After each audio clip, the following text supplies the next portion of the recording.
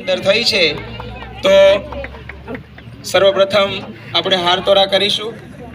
પૂજ્ય કોઠારી સ્વામીને આપણે વિનંતી કરીએ કે પ્રસાદીના જન્મસ્થાનનું હાર પહેરાવી પરમ પૂજ્ય મહંત સ્વામી મહારાજનું સ્વાગત કરશે।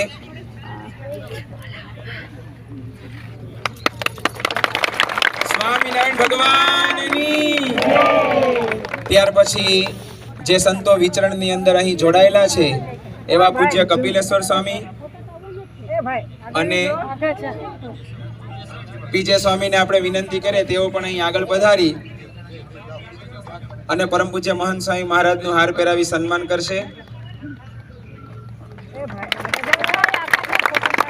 પ્રમુખ સ્વામી મહારાજની।